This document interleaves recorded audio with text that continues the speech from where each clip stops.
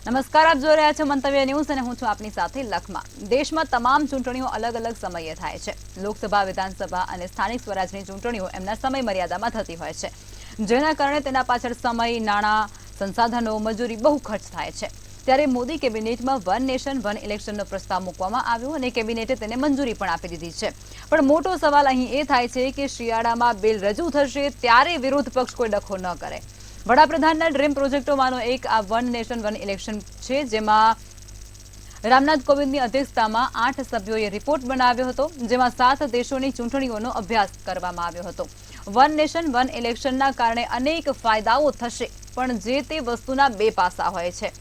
તેમાં આના પણ બે પાસા હશે, ફાયદા પણ થશે અને નુકસાન પણ થઈ શકે છે। આ બિલ પર અનેક નેતાઓની પ્રતિક્રિયાઓ પણ બપોર બાદ સામે આવી રહી છે। ત્યારે આ તમામ મુદ્દાઓને આવરી અને આજનો કરીશું સીધો સંવાદ।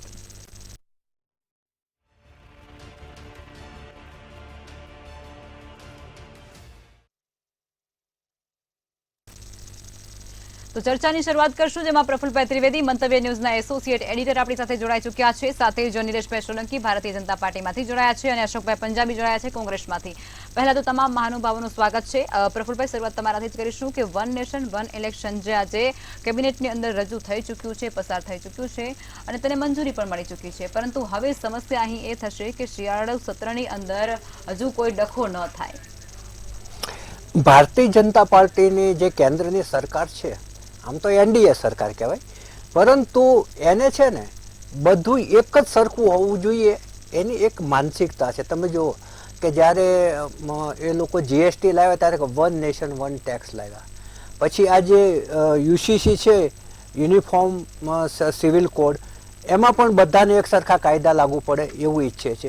એવી રીતે વિધાનસભા અને લોકસભાની ચૂંટણી એક સાથે થાય એ માટે વન નેશન વન ઇલેક્શન એ લાવવા માગે છે। અને આ 2014માં જ્યારે ભાજપની સરકાર આવી કેન્દ્રમાં, ત્યારથી આ વાત છે એ ચાલી રહી છે અને એની વારંવાર એની જાહેરાતો પણ થતી રહી છે કે આ અમે લાવીશું લાવીશું લાવીશું એમ। લાલ કિલ્લા ઉપરથી વડાપ્રધાનશ્રીએ પણ એમના ભાષણની અંદર લાલ કિલ્લા ઉપરથી જ્યારે ધ્વજવંદન વખતે જે ભાષણ, એમાં બહુ મહત્વના મુદ્દાઓ એ જ હોય છે। આ મહત્વના મુદ્દાઓમાં આ મુદ્દાનો સમાવેશ હતો। આમ જોવા જાવ તો 214થી આ બાબત ચાલે છે। ત્યારબાદ 215માં લો કમિશને આ બાબતનો રિપોર્ટ આપ્યો। 219માં તમામ પક્ષોની મિટિંગ થઈ, એમાં આ મુદ્દાને છણાવટ કરવામાં આવી। રવિશંકર ભાજપના એ વખતના કેન્દ્રીય નેતા હતા, એમણે પણ આ બાબતની આખી છણાવટ કરી હતી। 2020માં મોદીએ આ વિચાર એ ભારતની જરૂરિયાત છે એમ કહ્યું હતું અને ત્યારબાદ 2023માં સપ્ટેમ્બર મહિનાની અંદર 1 સપ્ટેમ્બરે કોવિંદ કમિટીની જે પૂર્વ રાષ્ટ્રપતિ રામનાથ કોવિંદ છે, એમના અધ્યક્ષતામાં એક કમિટી રચાઈ 8 સભ્યોની।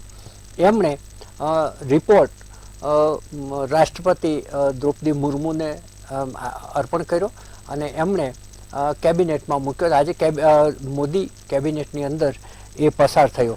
આ અહેવાલ છે એ થોડા ઘણા નહીં, 18,626 પાનાનો રિપોર્ટ છે। આમાં કયા કયા પાસાનો સમાવેશ થઈ છે આપણે સમજી શકીએ છીએ કે તમામ બાબતો આવરી લીધી હોય તો જ આટલો મોટો અહેવાલ હોય। હવે આના કારણે જે બીજા તમામ રાજ્યોનું જે ચૂંટણીનું ટાઈમ ટેબલ હશે એને બહુ જ મોટી અસર પડવાની છે। હવે આમ જોવા જાવ તો આ બાબત નવી નથી। પહેલી વાત આ કહીએ, જ્યારે આપણને આઝાદી મળી ત્યારે 1952, 1957, 1962 અને 1967માં વિધાનસભા અને લોકસભાની ચૂંટણી સાથે જ યોજાતી હતી। ત્યારબાદ 1968 અને 1969માં કેટલીક વિધાનસભાઓ છે વહેલી ભંગ થઈ એટલે એની વહેલી ચૂંટણી આવી અને 1970ની અંદર લોકસભાનો ભંગ થયો। ત્યારબાદ આ આખું ટાઈમ ટેબલ છે ખોરવાઈ ગયું। પછી તે આ વિધાનસભાની જ્યારે ચૂંટણી આવતી હોય ત્યારે આ થાય, 4 રાજ્યોની સાથે આવે કે 5 રાજ્યોની સાથે આવે, ઘણી વખત એક રાજ્યની હોય, એનું 5 વર્ષ પૂરા થાય એટલે એની ચૂંટણી આવે, એટલે લોકસભાની સાથે એનો જે એક ટાઈમ ટેબલ હતું એ આખું બ્રેક થઈ ગયું।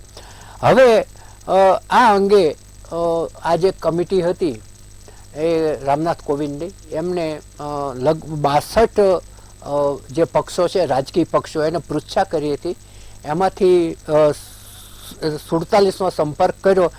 એમાંથી લગભગ 32 એમણે સમર્થન આપ્યું, 15 મૌન છે અને 15 છે એમણે વિરોધ કર્યો. એટલે હવે આમાં ફાયદા કેટલા ને ગેરફાયદા કેટલા એ અંગે ચર્ચા થઈ રહી છે. આજે કોંગ્રેસે તો કહ્યું કે લોકતાંત્રિક જે પ્રક્રિયા છે એને આ ડિસ્ટર્બ કરશે, એવું કોંગ્રેસે તો આજથી જ તે વિરોધ ચાલુ કરી દીધો.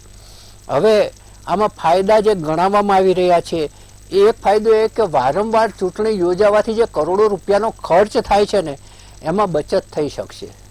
બીજું, સતત ચૂંટણી આવે છે જેને કારણે વારંવાર આચારસંહિતા આવે છે. આચારસંહિતા આવે એટલે વિકાસ કામોની મંજૂરી ઠપ થઈ જાય છે. એટલું જ નહીં, જે રાજનેતાઓ છે એનું ધ્યાન ચૂંટણીમાં કેન્દ્રિત થઈ જાય છે, એટલે જે વિકાસની પ્રક્રિયા છે એ વારંવાર ડિસ્ટર્બ થાય છે. આ એક મોટો મુદ્દો આગળ કરવામાં આવ્યો છે એની વાત છે. પછી જે રાજકીય પક્ષો છે એનું ફોકસ ફરી જાય છે ચૂંટણીના કારણે. ત્રીજું, કાળા નાણાં પર લગામ આવશે એમ કહેવામાં આવે છે, પરંતુ મને એ બાબતને થોડું હજી ગળે નથી ઉતરતી કે કાળા નાણાં પર કઈ રીતે કાબુ આવશે. એમ તો નોટબંધી કરી ત્યારે ભાજપે એમ જ કહ્યું હતું કે કાળા નાણાં પર કાબુ આવશે, પરંતુ કાળું નાણું છે ને એ દેશની અંદર જેટલું પણ કાળું નાણું ફરે છે એનું મુખ્ય કેન્દ્ર બિંદુ હોય તો એ ચૂંટણીની પ્રક્રિયા છે. ચૂંટણીની પ્રક્રિયામાં એટલો કાળો નાણાંનો વ્યવહાર થાય છે, એક આખું વિષચક્ર છે ને એની શરૂઆત જ ચૂંટણી પ્રક્રિયાથી થાય છે. ચૂંટણી લડવા માટે કાળું નાણું ભેગું કરવામાં આવે છે અને એ જ રીતે કાળું નાણું મતો મેળવવા માટે વહેંચવામાં આવે છે. એટલે કાળું નાણું છે ને એનું જે આખું જે વિષચક્ર આખા દેશની અંદર જે ચાલી રહ્યું છે ને એનું જે કેન્દ્ર સ્થાન હોય તો આપણી ચૂંટણી પ્રક્રિયા છે. ખરેખર એ ચૂંટણી પ્રક્રિયા સુધારવાની જરૂર છે. આ બે ભેગું કરવાથી કાળું નાણું અટકશે, કેટલું અટકશે એની સામે પ્રશ્નાર્થ જ છે. અને બીજું એક કારણ એ બતાવવામાં આવે છે કે આમાં માનવ બળ છે, સુરક્ષા છે, વ્યવસ્થા છે, વારંવાર મતદાર યાદી સુધારવી, મતના કાર્ડ સુધારવા, એ બધી પ્રક્રિયા છે એ એક જ ઝટકે પતી જશે અને એક જ પેલું થઈ જશે. હવે આમાં બીજો પ્રશ્ન એ આવે કે જો વિધાનસભા અને લોકસભાની ચૂંટણી સાથે થાય તો સ્થાનિક સ્વરાજની પંચાયત, તાલુકા પંચાયત, જિલ્લા પંચાયત, નગરપાલિકા અને મ્યુનિસિપલ કોર્પોરેશન એ સ્થાનિક સ્વરાજની ચૂંટણીનું શું? તો એમાં એમ કહેવામાં આવ્યું છે કે પહેલા તબક્કે વિધાનસભા અને લોકસભાની થાય અને બીજા તબક્કે 100 દિવસની અંદર આ સ્થાનિક સ્વરાજની ચૂંટણીઓ થાય, એવું એક આખી ગણતરી માનવામાં આવી છે. હવે આ કેટલું સફળ થાય કે કેટલું નિષ્ફળ થાય, શિયાળુ સત્રમાં આ બિલ આવે ત્યારે વિરોધ પક્ષ આને કઈ રીતે એની સાથે આવકારે છે કે નકારે છે, એ બધી બાબતો ઉપર આનો મદાર રહેલો છે. કારણ કે આ લાગુ પાડ્યા પછી કેટલું સફળ થાય છે. કારણ કે વહેલી જો અગાઉ પણ વિધાનસભા ભંગ થવાના બદલે કે લોકસભા ભંગ થવાના કારણે ટાઈમ ટેબલ વિખેરાતું, એવું ભવિષ્યમાં નહીં થયું કોઈ કહી નથી શકતું. હવે એમાં એ લોકોએ રસ્તો એવો કાઢ્યો છે કે માની લો કે ચૂંટણીને 2 વર્ષ બાકી હોય ને વિધાનસભા ભંગ થાય તો 2 વર્ષ માટે ચૂંટણી યોજવી, તો પછી ચૂંટણીના ખર્ચમાં ફેર કેમ પડશે એ એક નવાઈ લાગે એવું છે. કારણ કે 2 વર્ષ પછી ફરી ચૂંટણી આવવાની, એટલે તો પછી ત્યાં તો એક વખત તો ખર્ચ થઈ જવાનો અને રાષ્ટ્રીય નેતાઓની ધ્યાન પણ ત્યાં કેન્દ્રિત થવાનું, તો આ ધ્યાન ડિસ્ટર્બ થાય છે ને આચારસંહિતા નડે છે. પરંતુ એ એટલા મોટા પ્રમાણમાં ના થાય, જેટલા રાજ્યોમાં ડિસ્ટર્બન્સ હોય એટલા રાજ્ય પૂરતું જ થાય. જોઈએ કે શિયાળુ સત્રમાં એ જ્યારે બિલ તરીકે આવે ત્યારે વિરોધ પક્ષ આને કઈ રીતે આવકારે છે કે નકારે છે એના પર આધાર છે. બિલકુલ. હવે નિલેશભાઈ, જે પ્રમાણે પ્રફુલ્લભાઈએ વાત કરી છે કે આજે તમે વન નેશન અને વન ઇલેક્શનને લઈને જે વાત કરી તેની અંદર કાળું નાણું છે એને લઈને બહુ કહેવામાં આવ્યું છે કે એ કાબુમાં આવશે. હવે મારે એ સમજવું છે કે કાળું નાણું કઈ રીતે કાબુમાં આવશે. લખમાજી, મંતવ્યની જનતાને નમસ્કાર. આજે મોદી સરકારે, મોદી કેબિનેટે જે બહુ જ અગત્યનો જે પગલું હતું અને એને સિદ્ધ કરવાનો પ્રયાસ કર્યો છે અને પહેલું પગલું ભરી ચૂક્યા છીએ કે કેબિનેટમાં અને વન નેશન વન ઇલેક્શન, એક રાષ્ટ્ર એક ચૂંટણીને એ કેબિનેટે ગ્રીન ઝંડી આપી દીધી છે. હવે આપણે જોવાનું છે કે આ કેમ થઈ શકે, કેમ ના થઈ શકે. આપણે જોયું છે કે હમણાં બપોરે 4 કલાક 5 કલાકથી જેટલી બધી ડિબેટ ટીવી ડિબેટમાં મેં જોઈ કે આમાં કોંગ્રેસના મિત્રો ના પાડે છે, અમારી સરકાર મોદી ગવર્મેન્ટ એ કરાવવા પ્રયાસ કરી રહ્યા છે. હવે આ બધાનું આપણે એક થોડું ફ્લેશબેક જોવા જેવું છે. હું આપનો જવાબ પણ હું આપીશ જ લાઈનમાં કે 1952માં જ્યારે આપણે આઝાદી પછી 1952માં પહેલી ઇલેક્શન થઈ ત્યારે વિધાનસભા અને લોકસભાની ચૂંટણી 4 ટર્મ સુધી થઈ હતી. એટલે પ્રફુલજીએ કીધું 67 સુધી આપણો આ ટાર્ગેટ ચાલતો હતો સમયક્રમ પ્રમાણે. હવે ઇન્દિરા ગાંધીજી એ 1972માં 1 વર્ષ પહેલા ચૂંટણી કરી એટલે કોંગ્રેસને એ વખતે ખબર પડી ગઈ હતી કે બધી જ જગ્યાએ બહુમતી નથી આવવાની. એમને જે કહેવાય કે હોર્સ રાઇડિંગ આ તે કોઈ ખરીદ ફરોખ કોઈ બીજી પાર્ટી કોઈ ભંગ કરવી આ બધું થયું. 72 પછી આનો સમય ક્રમાંક તૂટતો ગયો. પછી એવું થયું કે 1 વર્ષ પહેલા ઇન્દિરા ગાંધીજીએ લોકસભાની ઇલેક્શનનું એમને મંજૂર કરાવ્યું. પછી વિધાનસભા અને લોકસભાનો એક સમયગાળો વધતો ગયો. હવે આપણે એ જ કરવા જઈ રહ્યા છીએ કે ફરીથી આ વન નેશન વન ઇલેક્શન થઈ શકે છે. કારણ કે આપણે ઘણા સમય પહેલા 2014માં મોદીજીએ દરખાસ્ત આપી હતી અને ઇલેક્શન કમિશને ગ્રીન સિગ્નલ આપ્યું હતું કે હા થઈ શકે છે, પણ ઘણા સંશોધન ઘણી તૈયારી બહુ જ મોટી વ્યવસ્થા, કારણ કે આપણે 140 કરોડની જનતાના એક પરિપ્રેક્ષમાં આપણે ધ્યાન આપવાનું હોય તો મેન પાવર, ઇક્વિપમેન્ટ, એના ઈવીએમ એ કઈ રીતે વ્યવસ્થા થઈ શકે. પણ આની સામે આપણે જોઈએ છે કે દર 5 વર્ષે પંચાયત થી પાર્લામેન્ટ સુધીની આપણી ઇલેક્શન આવે છે. હવે એના ધારાધોરણ આપણે થોડા જોઈએ તો સૌપ્રથમ નોટિફિકેશન આવે ઇલેક્શન કમિશનનું, પછી એના પછી આવે કે ભાઈ આચારસંહિતા આવે. આચારસંહિતા ઇલેક્શન થઈ ગયા, ઇલેક્શનના શપથ લેવાઈ જાય, મુખ્યમંત્રી આવી જાય, પછી પણ થોડા દિવસો સુધી એની આચારસંહિતાની ઇફેક્ટ રહેતી હોય છે. પછી ફરીથી એનું નવું ટેન્ડરિંગ થાય, આ બધું જ થાય. એટલે જનતાનો અને સરકારનો પૈસો જે વિકાસના કામો હોય, જે એક ધારું શાસન ચાલતું હોય, એક ધારે કામ થતા હોય જનતાના, એમાં બહુ જ એ અવરોધ આવતો હતો.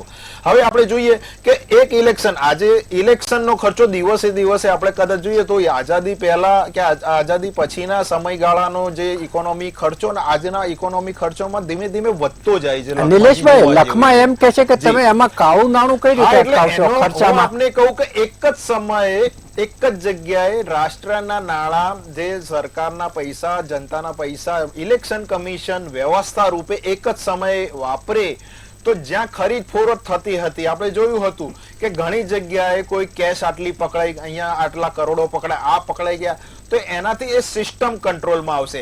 એ કેમનું થશે? આપણે નોટિફિકેશન આવશે, પછી શિયાળા સત્રમાં આની ચર્ચા થશે કે આખી ઇલેક્શન કમિશન આને કઈ રીતે વ્યવસ્થામાં લાવશે. આપણે તો આપણે ડિસ્કસ કરવાનું છે. પાર્ટીએ એટલે સારા એવા અનુરૂપે જે રાષ્ટ્રનો પૈસો જે સાચા માર્ગે જાય એ દિશામાં કામ કરી રહ્યા છે. પણ હવે ઇલેક્શન કમિશન ઉપર બહુ જ મોટી જવાબદારી આવશે કે એમને કહ્યું હતું કે હા કરી શકીએ છીએ, પણ એમના માટે પણ એક પડકાર રૂપ હશે કે એક સાથે એક રાજ્ય, એક આખા ભારતમાં કઈ રીતે વિધાનસભા અને લોકસભા કરી શકાય. કદાચ બીજા ટર્મમાં આપણે જોયું કે હમણાં થોડા સમય પહેલા લોકસભાની ગઈ છે, એટલે આપણે કદાચ હવે 2029 સુધી આપણે એપ્રોક્સ આપણે ચર્ચા કરીએ કે 29 ના ઇલેક્શન સુધી આ વ્યવસ્થાના ભાગરૂપે બની શકે. પણ આનાથી જનતાનો પૈસો, રાષ્ટ્રના હિતના જે કામો છે એ થશે. અને મને ખબર નથી પડતી કે કોંગ્રેસના કેમ દુખે છે પેટમાં, કારણ કે એમના સમયમાં એ થઈ ગયું એ વાતો નથી. હવે એમના માટે એમ થઈ કે ભાઈ આ સપનું છે, ખોટી વાતો કરી રહ્યા છે, પણ અમે નિલેશભાઈ આપણે એ જ વસ્તુ અશોકભાઈ પાસેથી એ જ જવાબ મેળવી લઈએ કે અશોકભાઈ આજે કહી રહ્યા છે નિલેશભાઈ કે તમારા વખતમાં કરો તો સાચું ને અમારા એમના વખતમાં કરો તો ખોટું, એ તમે કઈ રીતે કહી શકો? ભાજપ વાળા કાળો ચશ્મો પહેરીને બધું કાળું જુએ છે. હકીકતની અંદર તો લોકતંત્રને ખતમ કરવાની જે આંતરિક મહેચ્છા છે અને એ ખતું શાસન ચલાવીને દેશમાં ડિક્ટેટરશીપ લાવવાનું અને દેશના બંધારણને, લોકશાહીને મહિમા અને એનો અવમૂલ્યન કરી દેવાનું જે એક છુપો એજન્ડો મોદી સાહેબના દિમાગમાં ચાલી રહ્યું છે એનો જ એક ભાગ છે. હવે વન નેશન વન ઇલેક્શન સાંભળવામાં સારું લાગે, પણ વિચાર કરો કે જ્યારે આપણું બંધારણ બન્યું અને 26 જાન્યુઆરી 1950માં બંધારણ લાગુ કરવામાં આવ્યું, ત્યારથી માંડીને આજ સુધી જે ચૂંટણી થઈ છે 52 પછીની તમામ વ્યવસ્થિત થઈ છે ને સારી રીતે થઈ છે. અને દેશનું લોકતંત્ર જીવિત રહ્યું છે. આજે 70-75 વર્ષની અંદર વિધાનસભાઓની ચૂંટણી થાય, લોકસભાની ચૂંટણી થાય, અને સમયાંતરે બીજી ચૂંટણીઓ થાય. તો એની અંદર જે હકીકતમાં લોકોની ઈચ્છાઓ, મહત્વાકાંક્ષાઓ અને એમનું પ્રતિનિધિત્વનું જો પ્રતિબિંબ થવું જોઈએ એ આની અંદર થાય છે. આપણે જોઈએ છે કે the union of different states, Bharat એટલે એક સંઘ રાજ્ય છે. ભારત કોઈ એક યુનિટ નથી. આપણા દેશમાં અલગ અલગ 30-33 રાજ્યોથી ભેગા થઈને આપણો દેશ બન્યું છે. હવે આસામનું કલ્ચર હોય કે ગુજરાતનું કલ્ચર, મેં જમીન આસમાનનું ફરક છે. તમે કેરળ જાઓ ને પછી તમે કાશ્મીર જાઓ તો તમને એમ લાગે કે આપણે બીજા દેશમાં આવી ગયા છે. જુદી ભાષાઓ, જુદી નસ્લ, જુદી નાતીઓ, આ બધાને એકાકાર કરીને એક સાથે જોડવાનું કામ કોંગ્રેસે આઝાદીના આંદોલનમાં કર્યું. ગાંધીજીએ બધાને ઊભા કરીને એક સાથે જોડી દીધું અને આને પછી કાયદાકીય રૂપ આપી બંધારણમાં જોડવાનું કામ કર્યું છે. 1971 અને 1972ની અંદર પણ આ ચર્ચા થઈ હતી આ બાબતની, પણ એની અંદર બધાએ મોટા ભાગે કે ભાઈ આનાથી જે આ દેશની સંસદીય લોકશાહી છે, પાર્લામેન્ટરી ડેમોક્રેસી છે, જે પાર્લામેન્ટરી ડેમોક્રેસીની અંદર અલગ અલગ પાર્લામેન્ટના સભ્યો જુદી જુદી વિસ્તારથી આવતા હોય, જુદા જુદા રાજ્યોની અંદર જુદી જુદી ચૂંટણી થતી હોય, તો જે તે વિસ્તારનું જે છે પ્રતિબિંબ જે છે એનું પ્રતિનિધિત્વ સચવાય છે. અશોકભાઈ, એક નાનકડું હું ઉમેરવા માંગુ છું આની અંદર. આ બધી વસ્તુઓ જ્યારે થતી હોય છે, ચૂંટણીઓ અલગ અલગ જ્યારે થતી હોય છે, લોકસભા હોય, વિધાનસભા હોય કે પછી સ્થાનિક સ્વરાજની હોય, ત્યારે તમામ જે લોકો હોય ને એના માનસિક પટ પર અલગ અલગ છાપ હોય છે. જેમ કે સ્થાનિક સ્વરાજની ચૂંટણી હોય તો ત્યાંના સ્થાનિક મુદ્દાઓ ઉપર લોકો વોટ આપતા હોય છે, પછી લોકસભાની હોય તો એ રીતે. તો એ બધી રીતે આ માનસિકતા લોકોની પરિવર્તિત કરવા માટેનો કોઈ હોઈ શકે? ના ના, આમાં હું તમને કહું છું કે લોકશાહીને ખતમ કરવાની એક ચાલ જ છે, બીજું કશું નથી. આ મોદી સાહેબના મગજમાં જ્યારે ગુજરાતમાં શાસન કરતા હતા, હરેન પંડ્યાનું મર્ડર થયું, વિરોધને ખતમ કરી નાખ્યું, આંતરિક વિરોધ, બહારી વિરોધ ખતમ કરીને એક હતું શાસન. મોદી સાહેબ બોલે ફાઇનલ, મોદી કહે દિવસ છે, કહે છે રાત છે. અત્યારે પણ આ ચાલે છે આ દેશની અંદર. આજે એનું પરિણામ આવ્યું કે 240માં આવીને રૂકાઈ ગયા તો પણ સમજતા નથી, તો પણ ખ્યાલ નથી આવતું, શિક્ષા જ નથી, બોધપાઠ લેવા તૈયાર નથી. તમારું એક હતું શાસન તમે કઈ રીતે ચલાવી શકો આ દેશમાં, જાની અંદર અલગ અલગ નસ્લો, નાતીઓ, ભાષાઓ, ધર્મો હોય એ બધાનું તમારે સમાવેશ કરીને બધાને સાથે રાખીને ચાલવાનું છે. એટલે વન નેશન તો છે જ. આ કોણ કહે છે વન નેશન નથી? વન નેશન તો દેશ છે જ. આ મોદી સાહેબ ખોટું બોલે છે, ભારતીય જનતા પાર્ટી ખોટું બોલે છે. આ વન નેશન છે જ ઓલરેડી, અને 75 વર્ષથી વન નેશન છે. અને ત્યારે વન નેશન ની વાત ક્યાંથી ઊભી થાય છે? જી ઓકે. નિલેશભાઈ, હવે તમે મને એ કહો કે આ બિલ અત્યારે તો પ્રસ્તાવ રજૂ થઈ ચૂક્યો અને પાસ થઈ ચૂક્યો છે, પણ હવે શિયાળુ સત્રમાં શું થશે? વિરોધ પક્ષ કોઈ હોબાળો કરશે તો એનો પછી આગળનો કોઈ રસ્તો તમને દેખાય? એટલે એક બમ્પ બાકી છે. બપોરથી હું જોઉં છું કે કોંગ્રેસના પ્રવક્તાને કદાચ માનસિકતા એવી થઈ કે 99 વધારે છે, 240 ઓછી છે અને 240 પણ નહીં, એ લોકો 293 ગણતા નથી. મને એ ખબર નથી પડતી. બીજી વસ્તુ, હું પણ ભાજપને સાંભળું છું. એક જ મિનિટ, જો હું હવે એક સિસ્ટમ થી તમારા સમયમાં નથી બોલ્યો તો થોડું પણ આપણે સામાન જોવાનું છે, સહન કરવાનું છે. હવે 1952માં બેન કેરળ ભારતમાં નતું, 1952 થી 67 સુધી આસામ ભારતમાં નતું બેન. એ સમયમાં બધું જ થતું હતું. અને મોદીજી આમાં જે કામ કરી રહ્યા છે, તમને ખાલી ગાંધી પરિવાર ના કરે, બીજી લોકશાહીની વાત વારંવાર કર્યા કરે છે બેન. ત્યાં અમેરિકામાં જઈને આરક્ષણ મટાડવાના એમના જોયા છે ઈચ્છા શક્તિ, શીખોનું અપમાન કરે છે એની ઈચ્છા શક્તિ જોઈ છે, સનાતન ધર્મ વિશે જે એટલે તમે જો કે લોકશાહીની વાત કરે છે, રાહુલ બાબા બહાર શું કરે છે એ નથી ખબર પડતી આપણે. મને એક શીખ બતાવો કે 1984 થી નરસંહાર કોંગ્રેસે કર્યો, એક શીખ આજની તારીખમાં ગુરુદ્વારા જતા ગભરાતો હોય બેન. પણ છતાંય આપણે અત્યારે વન નેશન એટલે ઇલેક્શનની વાત કરીએ તો બેન, એ વખતે ઇન્દિરા ધ ઇન્ડિયા અને ઇન્ડિયા ધ ઇન્દિરા થતું હતું ત્યારે આ શબ્દ નથી આવતા. મોદીજીએ જે કામ કરેલા છે ભાઈ તમે નથી કરી શક્યા, તમે 99માં ત્રીજી વાર સિમેટાઈ ગયા અને અમે આ કામ કરી રહ્યા છે તો કેમ પેટમાં દુખે છે? બીજી વસ્તુ કે તમારે ચિંતા કરવાની જરૂર નથી. આ લોકસભા અને રાજ્યસભામાં બિલ પાસ થશે એ અમારી જવાબદારી છે. બાકીનું કામ જો પાસ થઈ જાય છે તો ઇલેક્શન કમિશનનું કામ છે બેન. તો આમાં કોંગ્રેસના ભ્રષ્ટાચારના પૈસા બચે છે, એમને એક ખરાબ લાગતું હશે 100%, પણ બેન આમાં જનતાનો પૈસો બચે છે. એક સાથે એક ખર્ચો થતો હોય અને બારીથી ખર્ચો થતો હોય બેન, કેટલો આસમાન જમીનનો ફરક પડે છે. પણ નહીં, આ મોદીજી કરી રહ્યા છે ને એટલા માટે મોદીજીનો વિરોધ કરતા કરતા આ લોકો રાષ્ટ્રનો પણ વિરોધ કરવા માંડ્યા છે. તમે એક પણ એમનો એવિડન્સ એ સ્ટેટમેન્ટ મને બતાવી જુઓ કે એમને મમતા બેનર્જીની સરકારમાં કઈ કહ્યું હોય, એમને કોઈ રાહુલજીએ જે આટલા સ્ટેટમેન્ટ આપ્યા કોઈ કોટ નથી કરતું, કોઈ એક શબ્દ એમ નથી બોલતું નહીં રાહુલજી બોલે છે પાર્ટીથી અલગ છે, નહીં તો પણ એમને બચાવવામાં આવી જશે. રાહુલ ગાંધીના તમે ફરીથી એમની બાઇક ચલાવો, આરક્ષણ વિશે એમની ઈચ્છા શક્તિ ખરાબમાં ખરાબ છે બેન, અને કઈ લોકશાહીની વાત કરે છે. વન નેશન વન ઇલેક્શન બેન આપણા બધા જ માટે સારામાં સારું કારણભૂત બનશે, અને એના માટે સરકારનો પૈસો બચશે, જનતાનો બેન પૈસો બચશે. અશોકભાઈ આપ શું કહેશો? કોંગ્રેસ પર આક્ષેપો થયા. ભારતીય જનતા પાર્ટીના મિત્રો મોદી સાહેબને ભગવાન માને, એને ઈશ્વર માને, સર્વસ્વ માને, સર્વશ્રેષ્ઠ માને, એમની ઈચ્છાની બાબત છે. અરે અમે પ્રધાન સેવક માનીએ છીએ. પ્રધાન સેવક ક્યાં છે? અમે પ્રધાન સેવક માનીએ છીએ. ડ્રેસ બદલનારો વ્યક્તિ પ્રધાન સેવક હોઈ જ ન શકે.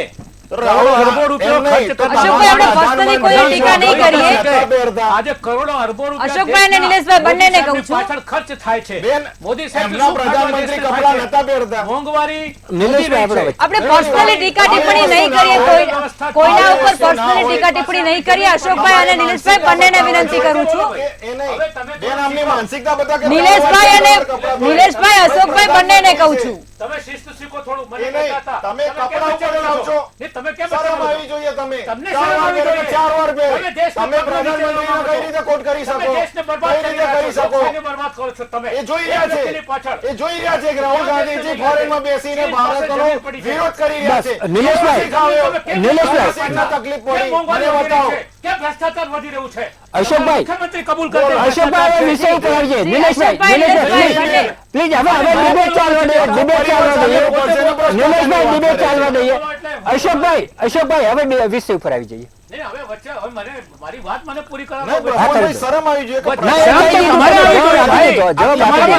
વ્યક્તિગત ટીકા ટિપ્પણી નથી કરવાની કોઈ પર. ગેરવા વસ્ત્રમાં તમે શરમ ડુબાડી. નિલેશભાઈ અશોકભાઈ બંનેને કહી રહી છું. તમે મને જવાબ આપો. શરમ તમને નિલેશભાઈ, આવી જોઈએ. રાહુલ ગાંધીની પાછળ તમે પડ્યા છે. આજે રાહુલ ગાંધી વિરોધ પક્ષના નેતા બનીને તમારા માથા ઉપર તમને રોકી રહ્યા છે. જરૂર છે. દરેક વસ્તુમાં તમે રાહુલ ગાંધી વચ્ચે એટલી બધી છે કે તમને શરમ આપણે આવવી જોઈએ. પ્રોત્સાહન આપવાનું છે. આપણે બધું જ હવે કરી એક શકીએ nation તો છીએ. છે જ, કોણ કે પણ નહીં, nation નથી? તમે વારંવાર એને કે નહીં કરી શકે બેન, એ આપણું કામ ભાઈ, નથી. તમે- ઇલેક્શન જી, કમિશન હવે આપણે ચર્ચા પર આવી જઈએ. સમયનો બહુ ગડબડ થઈ રહ્યો છે. નિલેશભાઈ અશોકભાઈ બંનેને હવે રોકી. મારી વાત કર પૂરી નથી નિલેશભાઈ કરવા દીધી. અશોકભાઈ બંનેને એ disturb રોકી. કરી રહ્યા છે મને. અશોકભાઈ બંનેને રોકી. નહીં, નહીં, એક મિનિટ હું મારી વાત પૂરી કરવા સમયનો માંગુ અભાવ છું. છે. નહીં, નહીં, મારી વાત આ સાંભળો. debate. નહીં બેન, મને એક જ મિનિટ મારી વાત પૂરી કરવા માંગો. જી, ટૂંકમાં નેશન તમારી તો છે જ. આ જવાબ એક નેશનની વાત તમે ખોટી કરી રહ્યા છો લોકોને વચ્ચે. આ નેશન તો છે જ. ભારત એક છે, ભારત રાષ્ટ્ર એક છે, દેશની જનતા એક છે, દેશના તમામ ધર્મો એક સાથે છે. તમે તોડી રહ્યા હતા હિન્દુસ્તાનની એકતા. તમારા જે વડાપ્રધાન છે નરેન્દ્રભાઈ મોદી સાહેબ ચૂંટણી ઇલેક્શનમાં ખુલ્લેઆમ કહેતા હતા કે મુસલમાનોને આપી દેશે બધું. ઘર આ સે લોકો બહાર નીકળે- તમે લોકો તોડી રહ્યા છો. દેશની એકતા તમે તોડી રહ્યા હતા. घर से बाहर निकलेगा तो डंडे पड़ेंगे. राहुल गांधी मोदी जी ने बोला છે. મોદી તો એ ખબર ખુદેગી. તમારા કેમ? વડાપ્રધાન કોણ બોલ્યું છે આ બધું? દેશને તોડવાની કોશિશ મોદી કરી કરી છે. ખબર ખુદેગી. કોણ બોલ્યું સમયનો છે? અભાવ છે. બંનેને રોકવા માંગીશ. તમારો ઓડિયો ડાઉન કરાવવો પડશે મારે. સમયનો અભાવ છે. આ રીતે ડિબેટ ન થાય ભાઈ. પ્રફુલભાઈ તમે સમાપનમાં શું કહેશો? શિયાળુ સત્રમાં શું થશે? મને અત્યારથી જ અંધાણ વર્તાઈ રહ્યા છે. એ આજે અત્યારે મિની સ્વરૂપ જોયું એ જ લોકસભામાં બિલકુલ. થશે. લોકસભામાં થોડું લાર્જ સ્કેલ ઉપર હશે. હવે આમાં નિલેશભાઈ, જો તમે વન નેશન વન ઇલેક્શનની વાત કરતા હોય તો ગયા વખતે હરિયાણા અને મહારાષ્ટ્રની સાથે ચૂંટણી યોજાઈ હતી. આ વખતે બે જુદા પાડી દીધા. એટલે ક્યારેક તો ભાજપ જ્યારે કોઈ જાહેરાત કરે ને ત્યારે એમાં શંકા આ રીતે જાય છે. દાખલા તરીકે વન નેશન વન ટેક્સની વાત કરી, જીએસટી લગાડવાની વાત કરી, જીએસટી બધે લાગુ પડી ગયો, પેટ્રોલ ડીઝલમાં ના લગાડ્યું કારણ કે એમાં પેલું અલગ અલગ ટેક્સ છે. હા, એટલે આ બધું જે થાય છે ને એને કારણે આખી જે વાતો છે એ ચર્ચામાં આવે છે. હવે જે આના કારણે શું અસર થશે આપણે જોઈએ વન નેશન વન ઇલેક્શનના કારણે, કે બધા રાજ્યોનું જે ચૂંટણીનું અત્યારનું હાલનું જે ટાઈમ ટેબલ છે એ ચોક્કસપણે ગડબડાશે. દાખલા તરીકે બિહારનું ઇલેક્શન છે એ 2025માં છે. એટલે 29માં જો બધું સાથે થવાનું હોય તો એને 1 વર્ષ કે 2 વર્ષ વહેલું ઇલેક્શન કરવું પડશે. એ માત્ર 3 કે 4 વર્ષ જ એ રાજ કરી શકશે. જ્યારે આસામ, કેરળ, તામિલનાડુ, પશ્ચિમ બંગાળ અને પોંડિચેરી આનો જે ચૂંટણીનો કાર્યક્રમનું જો તમે એનાલિસિસ કરો તો એ લગભગ 3 વર્ષ જેટલો છે એમાં ઘટાડો થશે ને એને પાછું લાવવું પડશે. 2 વર્ષમાં ફરી ચૂંટણી, 3 વર્ષ બાકી હોય અને ફરી ચૂંટણી આવશે ત્યાં. એ આ પહેલો તબક્કાની વાત છે. અને બીજા તબક્કામાં છે ને ઉત્તર પ્રદેશ, ગોવા, મણિપુર, પંજાબ, ઉત્તરાખંડ એમાં 3 થી 5 મહિનાનો ઘટાડો થશે. અને પછી બીજા તબક્કામાં 2 વર્ષનો ટાઈમ ટેબલમાં ગડબડ ઊભી થશે. ગુજરાત, કર્ણાટક, હિમાચલ, મેઘાલય, નાગાલેન્ડ અને ત્રિપુરા આમાં 13 થી લઈ અને 17 મહિનાનો ઘટાડો થશે જો સાથે આપણે ચૂંટણી કરવી હશે તો. એટલે આ જે આખું છે એ ટાઈમ ટેબલ છે રાજ્યોનું અને લોકસભાનું તો ટાઈમ ટેબલ લગભગ સરખું નિયમિત જ રહે છે, એની સાથે એનું જોડાણ કરવું પડશે. હવે નિલેશભાઈ એક શબ્દ ભ્રષ્ટાચારનો પણ લાવ્યા કે આમાં ભ્રષ્ટાચારના નાણાં ઓછા વપરાશે એવું કોંગ્રેસ માટે કહ્યું, પણ ભ્રષ્ટાચારના નાણાં 2 પક્ષોના ઓછા વપરાશે. કારણ કે 2 પક્ષોના ભ્રષ્ટાચારના નાણાં ચૂંટણીમાં વપરાય છે ને એટલા માટે જ હું કહું છું કે કાળું નાણું સૌથી વધારે ચૂંટણીમાં ખર્ચાય છે અને આખું જે વિષ ચક્ર છે એ આગળ વધે છે. હવે આ વિચાર છે એક વન નેશન વન ઇલેક્શન, એ વિચારના બંને પાસા છે, નકારાત્મક પણ છે ને હકારાત્મક પણ છે. હવે જ્યારે લોકસભાનું શિયાળુ સત્ર હશે ત્યારે એની અંદર આ રજૂ થાય અને એની અંદર જ્યારે ડિબેટ થાય ત્યારે બંને પાસા છે એ ઉજાગર થશે, બંને પાસા છે એ સપાટી ઉપર આવશે અને એના પછી શું પરિણામ આવશે એ પ્રમાણે 2029ની ચૂંટણી વખતે બધી ચૂંટણીઓ સાથે થઈ શકશે કે નહીં થઈ શકે એ બાબતનો મદાર એ વખતની લોકસભાના શિયાળુ સત્ર ઉપર છે. હવે જે આપણે અલગ અલગ જે ચૂંટણીઓ યોજાય છે એમાં વારંવાર આચારસંહિતા આવે છે અને આચારસંહિતાના કારણે બધા જ કામો છે એ ડિસ્ટર્બ થઈ જતા હોય છે. એ નહીં થાય એવું પણ આમાં એક જે ફાયદાઓ છે એમાં ગણાવવામાં આવ્યું છે. અને બીજી વસ્તુ એ છે કે રાજકીય નેતાઓ જે છે એ વખતે ચૂંટણીઓમાં બહુ જ મોટા ખર્ચાઓ કરતા હોય છે ને એ ખર્ચાઓ ક્યાંથી એડજસ્ટ કરવા એ માટે એ લોકો બાકીના 5 વર્ષ દરમિયાન મોટા પાયે ભ્રષ્ટાચાર પણ કરતા જ હોય છે. કારણ કે ઘણી વખત કોઈ રાજનેતાઓ માટે એક કટાક્ષ રૂપે કહેવાતું હોય છે કે આ ભાઈ આવ્યા ને ત્યારે તૂટેલું લેમ્બ્રેટા હતા કે તૂટેલું બજાજ સ્કૂટર હતું અને અત્યારે મર્સિડીઝમાં ફરે છે. તો એ 2 તફાવત જે છે એ લોકો જ બહાર પાડે છે, આપણે નહીં. એ અંદરો અંદર કટાક્ષ કરતા હોય છે એમાં જે બહાર પડતો હોય છે કે ભાઈ એ વખતે 2 બેડરૂમના ફ્લેટમાં રહેતા હતા ને ત્યાં આરસપાણનો બંગલો થઈ ગયો, એ જ લોકો બહાર. એટલે ભ્રષ્ટાચારનું જે નાણું છે, ભ્રષ્ટાચાર છે ને એ આના કારણે જ વધુ વ્યાપ થાય છે ને આ જ રાજનેતાઓ પાછા ચૂંટણી વખતે આપણને વચન આપે છે કે ભ્રષ્ટાચારના મુદ્દે અમે 0 ટોલરન્સ કરશું. કોંગ્રેસ એમ કહે છે કે અમે ભ્રષ્ટાચાર મુક્ત સમાજની રચના કરશું, પરંતુ ભ્રષ્ટાચાર છે એનો દર વખતે આપણે કહેતા હોઈએ છીએ કે એનો વ્યાપ બહુ મોટો થઈ ગયો છે અને ઊંડાણ પણ એટલું થઈ ગયું છે. એટલે કોઈ પણ પક્ષ માટે હટાવવું સહેલું નથી અને આ ભ્રષ્ટાચારનું કાળું નાણું છે ને એ આ ચૂંટણી પ્રક્રિયાની જે ખર્ચા છે ને એના મૂળમાં પડેલું છે. બિલકુલ. તમામ મહાનુભાવો ચર્ચામાં જોડાયા તે બદલ આપ સૌનો આભાર. જ્યારે કોઈ પણ વિષય પર ચર્ચા થતી હોય છે ને ત્યારે જે સત્રની અંદર જે હોય છે એનું એક મિની સ્વરૂપ અહીંયા ડિબેટની અંદર વર્તાતું હોય છે અને દરેક ડિબેટની અંદર આ થતું હોય છે. કોઈ પણ ચર્ચાને આપણે સામાન્ય રીતે એ ચર્ચાના મૂળ સુધી પહોંચી જ નથી શકતા. ખબર નહીં કેમ હવે શિયાળુ સત્રની અંદર આ જે one nation one election bill રજૂ થશે એનું શું થશે તે જોવાનું રહ્યું. ચર્ચામાં અત્યારે બસ આટલું જ. આવતીકાલે ફરી મળીશું એક નવા મુદ્દા સાથે. નમસ્કાર.